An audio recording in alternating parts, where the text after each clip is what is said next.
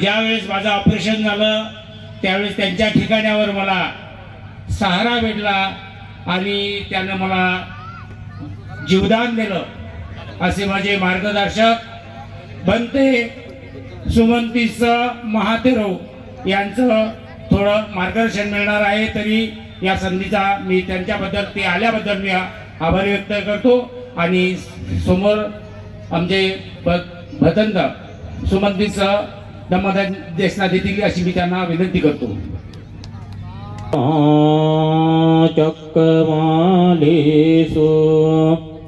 अत्रा गच्छन्तु देवता सद्धम्मं मुनिराजस् सुनन्तु सग्मुखदं धम्मश्रवणकालो अयं भदन्ता धम्मश्रवणकालो अयं भदन्ता परित धम्मश्रवणकालो अयं भदन्ता।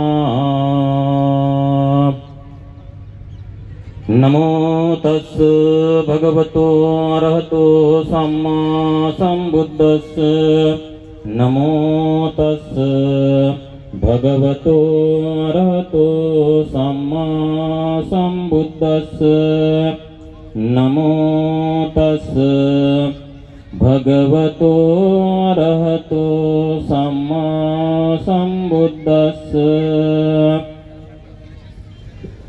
दानं ददन्तु सद्धाय शीलं रक्षन्तु सर्वदा भावनाभिरता हन्तु गच्छन्तु देवतागता।